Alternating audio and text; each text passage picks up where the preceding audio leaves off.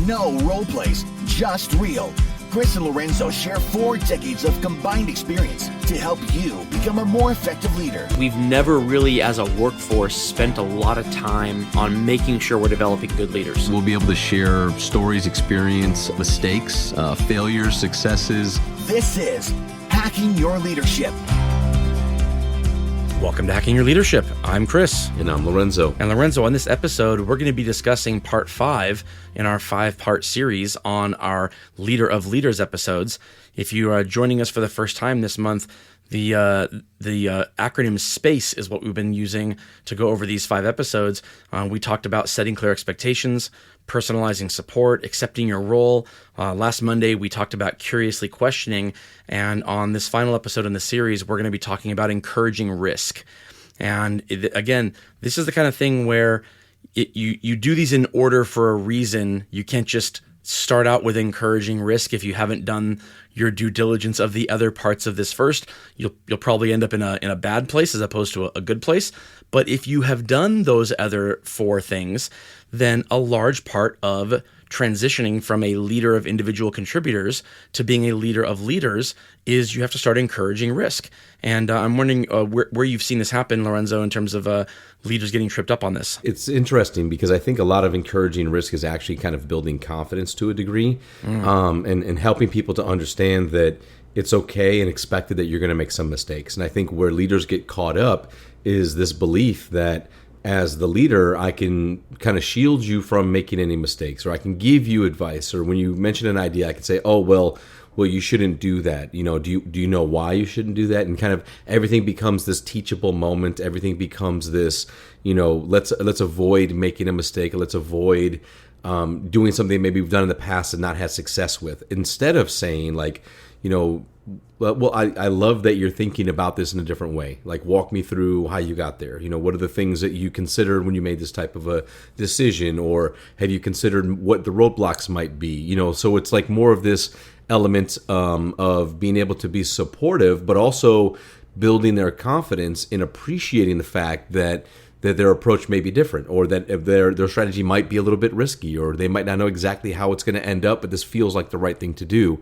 And so I think that's the hardest part, is I think a lot of times, especially leaders transitioning into their first leadership role, that need and want to protect their people again from maybe having some failure in some of their first bits of ideas, as opposed to allowing them to learn and discover through their actions. Yeah, that's true. I think where this is specific to a person moving from a role of leading individual contributors to a person who's leading leaders now is that you have to assume that the people reporting up to you have a certain level of knowledge or experience that maybe you couldn't assume from a team of people who were individual contributors. And when you have a team of individual contributors who are not leaders themselves, you could have people who've been with your organization 3 days or 3 years, and there's going to be a huge gap, a huge delta between your highest performers and the people who don't necessarily have the experience to know how things are going to turn out. You should be able to assume a certain level of experience and ability from a team of leaders who are already leading other people, and so the tolerance for risk should go up when you are leading a team of leaders at this point. Where I can see leaders getting tripped up in this is the same way they get tripped up when they're leading individual contributors, which is they know, or at least they think they know, how something is going to turn out, or how a project is going to turn out. And so instead of allowing the person to do something on their own and potentially failing at it, they kind of weigh in with why they think it's not going to work, or how it could work differently. And in best case scenario, what they've done is they put their own spin on how it could work. And now it's not owned by the person who came up with it to begin with. It's owned by you as the leader. That takes away some of the buy-in, number one, because the person doesn't own it themselves. But two, you have eliminated the learning opportunity that comes from allowing a person to kind of weed through things on their own and figure out where things are working and where things are not. Just because you think something's not going to work if it is executed the way the person presents it to you doesn't mean they're actually going to execute it in the way they're presenting it to you. Along the way, they're going to have opportunities to see how things are going and to change course. and to reset things and to change expectations and to talk to you again about why they've made those changes or decided to go a different route, and allowing them to have one set of expectations going into it, as long as they are constantly reevaluating and taking into account the things that they're learning in the process throughout, then they will oftentimes rise to the occasion of changing course and making the right decisions and making it work out.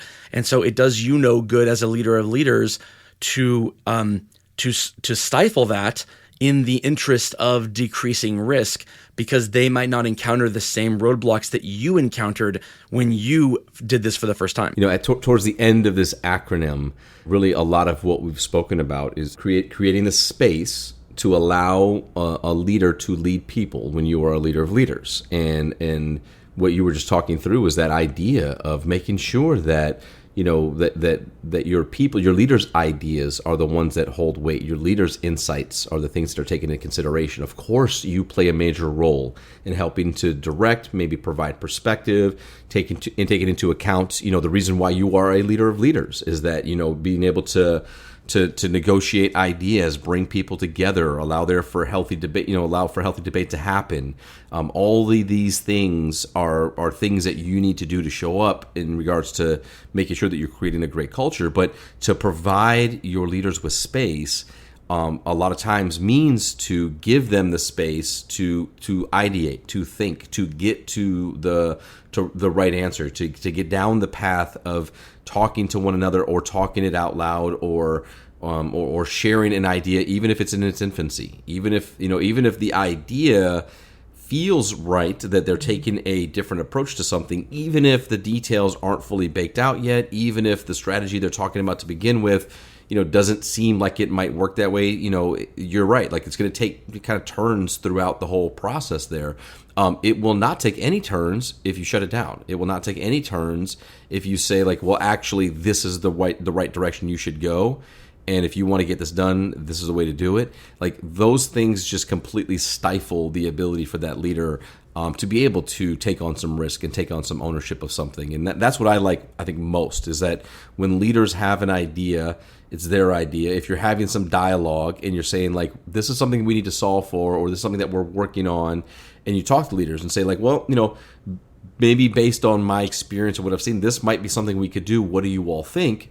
Again, if everybody just agrees with you, if everybody just says, oh, I love that, that's so great, that's amazing, trust me, you're not that smart, I'm not that smart, we don't always have the greatest ideas, sometimes we can spark something that's there, but the idea in these spaces is to allow them and allow your leaders to lead the conversation, to maybe share out what the problem statement is and say, what are your thoughts, what do you think we can do here, and let them talk. And then maybe you can nudge it a little bit in the right direction if you feel you need to, by giving recognition to those ideas that you feel maybe make the most amount of sense or are going down the right path. But I also I will allow there to be the debates. I think that's healthy. I think it's important that you let everybody at the table speak up and share their thoughts. And if somebody says, well, I don't see it that way, I don't agree, say, fantastic. Like, we have a different opinion. Let's hear it. What do we think about this? And let's make sure that we are taking our time together to work through what this looks like, and then allowing people to get there. And that can be,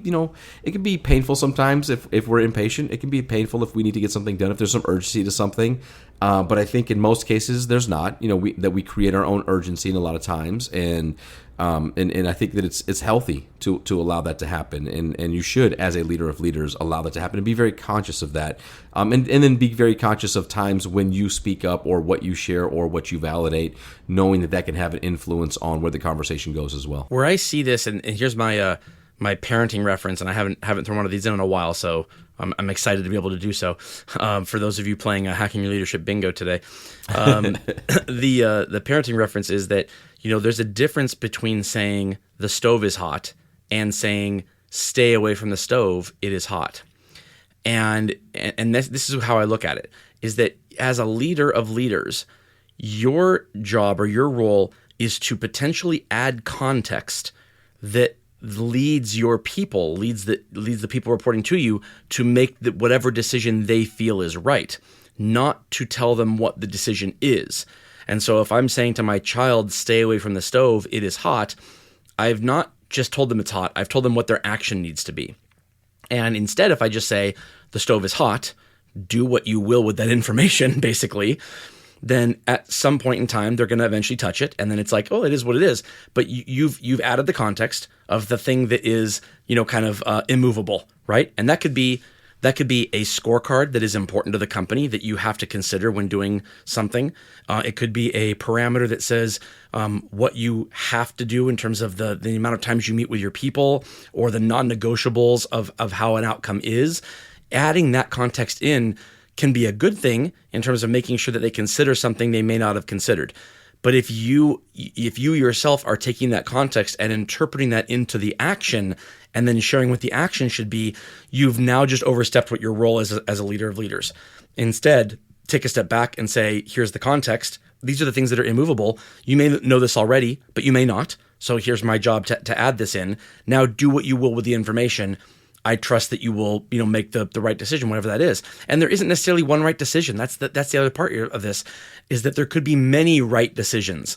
You won't be able to know if it's a right or wrong decision until you can look back on it and validate. But then the number one way to encourage that risk to occur is to not jump down their throat and tell them that what they did was wrong simply because it didn't turn out the right way. You go through it with them and you debrief and you do the reconnaissance of here's where it worked out well. Let me know where you think it didn't work out well and what could be done differently, because learning through the mistake is just as important as not making the mistake. If they learn from it and they can take it onto their next role or even the next project in the same role, then that is a positive experience for them, not a negative experience for them. No, I love that. And I also think that when you're thinking about risk and encouraging risk, I think it's important that you actually use the terminology. There was a time in doing interviews for a while there where I would ask people, like, if I give you the job, what's the risk? What's the risk of giving you this job? And, right. and I just wanted to hear. I just wanted to understand, like, had they even considered that? Had they, and not only are they, and again, this is not about chopping down confidence. Like, you want people to be confident about the work. And this is kind of towards the end of the interview type of thing. But to simply say, like, there's always a risk, but how do you see that? And just being able to understand, is somebody thinking at that level, which is really all I'm trying to assess. Like, have you taken the time to really self-reflect, and are you aware of the nuance of the situation? Are you considering the impact on a team? Are you thinking about the things that you don't know? Because like the easy answer is this: well, I've never done the job before. So, what's at risk is I'm not exactly sure, if I will be able to get it as quickly as I would like to, or that I would learn the things I need to learn to be able to move on. Like that's the easy answer, right? Like, it's, of course, like you haven't had the job before. I get it.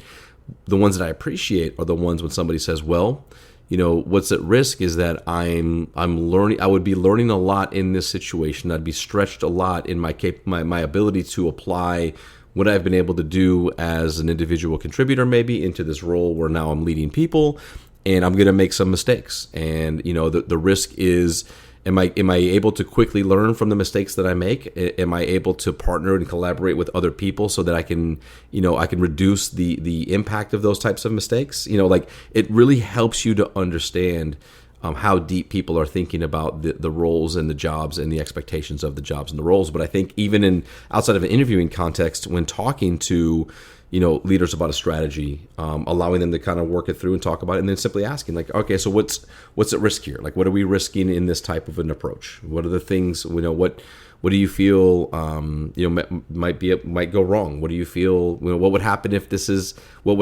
successful? What would happen if this is not successful? What does that look like? And again, it's not about shutting down the idea. It's just simply about allowing there to be the time and the reflection from the leader to consider what is actually at risk and what happens if this doesn't go the way that I think it's going to go. Yeah, I think that's so important. If you think about the risk in the context of reward, it's an obvious one when you talk about gambling or investing, or there's a lot of areas where there's inherent risk, and in a lot of those areas, the higher the risk, the higher the potential reward. And when it comes to leadership, there's an element of that, but it's very different because you're talking about people and not other things. There are a lot of organizations where, when it comes to hiring somebody or promoting somebody, they try to absolutely eliminate the risk. So you ask somebody, what's the risk of putting you in this job? And they can go, none. I mean, I've done the role successfully for the last 3 years. I just want to do the same role for a larger team. There's no risk. I'm good, right? And it's like, okay, great. But then what's the potential reward? Is that you know what the reward is. You've seen me do it for the last 3 years, right? Now, if that's good, if that's what you want and that's good enough, then so be it. But in a lot of organizations, what is considered good is really just what has been accepted as good over time. And there hasn't been kind of an exploration of what the potential is.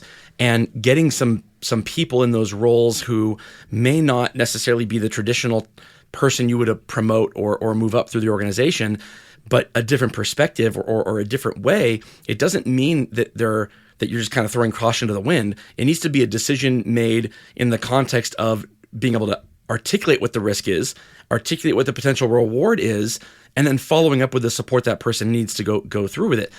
If you are just eliminating that risk altogether, you're also eliminating the potential for growing something beyond what you've seen it be to begin with. And in a lot of organizations, that's what the culture is that we want to discourage that risk. We want to follow the path that a million people have followed before us. In some places, that works. Right? If the criteria for success is very objectively defined, that could work for you as long as you're hitting those parameters. But if you're not hitting those parameters, or if the culture is changing, or if the work environment is changing, or if external factors are causing you to rethink what success looks like, oftentimes the only way to grow through those times is to encourage the risk. Because you will have people who can kind of think outside the box of how to move a position or a role further than what has been in the past. And organizations who know how to do that in the face of external factors, I think, are the ones that come out of these kind of market upheavals or culture upheavals in a positive place as opposed to a negative place. Yeah, I think it's a great point. And with that, it brings us to this episode's 1 minute hack. But first, a few words from our sponsors. The 1 minute hack. All right, for this episode's 1 minute hack, here's what I want you to do. The next time you're going into a meeting with your direct reports as a leader of leaders, and your job is to disseminate a strategy or to develop a strategy with them, what I want you to do is write down in advance what you believe success looks like as far as the execution of the strategy that has to come out with, and not share it with them, but instead let them share with you what success looks like and what the strategy is going to be. That way you can level check it with what you believe it is going through the process without interjecting your definition of what success looks like. And that allows them to kind of own the risk of the process. If you add anything, it just needs to be in the context of something that they may have forgotten from a non-negotiable standpoint. This is what the company expects of us. These are the scorecards that have to be implemented. Hopefully they know all that already, but if you have to add that, you can. It needs to be, though, in that kind of objective, don't forget these things space, not a suggestion of what the behavior needs to look like or what the strategy needs to look like.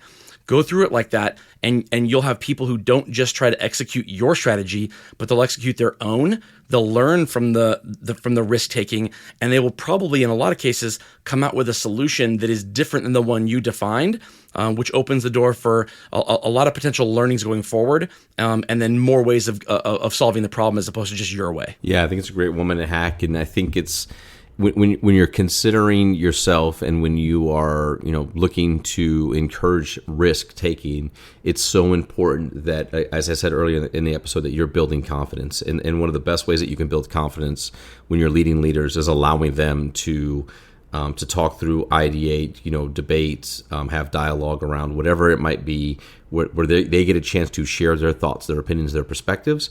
And then when they're going down the right path, providing them with the recognition and the follow-up and the support needed to go out and do the work that they want to go do. And I think as they start to really build into the trusting of themselves, and they feel good about bringing up ideas, even if they may start off as a not great idea but turn into a good one, or they help to shape somebody else's idea into a better one.